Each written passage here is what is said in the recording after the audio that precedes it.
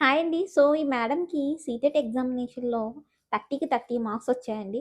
So, చాలామందికి ఇదే doubt వస్తది. అసలు సీటెట్ ఎగ్జామినేషన్‌లో ఏ విధంగా హై మార్క్స్ అనేవి ఏ విధంగా స్కోర్ చేయాలి? మెయిన్‌గా 100+ కావచ్చు, 90 కావచ్చు. అండ్ సబ్జెక్ట్ వైస్‌గా ఏ విధంగా మనం ఒక 25+ అనేది ఏ విధంగా స్కోర్ చేయాలని చెప్పి చాలామందికి డౌట్ వస్తుంటుంది. స్కోర్ చేయాలి అంటే ముందు మీరు ఇంపార్టెంట్ టాపిక్స్ చదవాలి.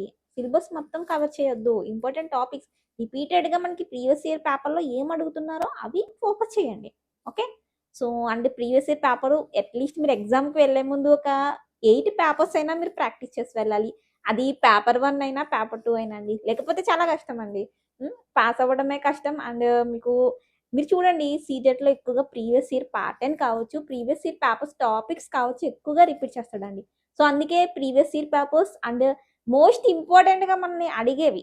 ఇప్పుడు కోల్బర్గ్ ఉన్నారు, వైగోస్కి ఉన్నారు, పియాజే ఉన్నారు. వీళ్ళు ముగ్గురు లేకుండా సైకాలజీ పేపరే ఉండదు కదా!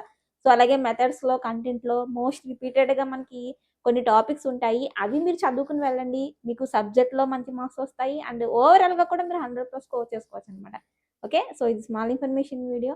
అండ్ ఛానెల్‌ని కనెక్ట్ అయ్యి ఉండండి. ఎప్పటికప్పుడు ఛానెల్ ఫాలో అవుతుండండి. అండ్ ఆన్‌లైన్ క్లాసెస్‌లో ఎవరైనా జాయిన్ అవ్వాలన్న వాళ్ళు కూడా జాయిన్ అవ్వచ్చు. తప్పకుండా 100+ మీరు డెఫినిట్‌గా మీరు స్కోర్ చేయగలరనమాట.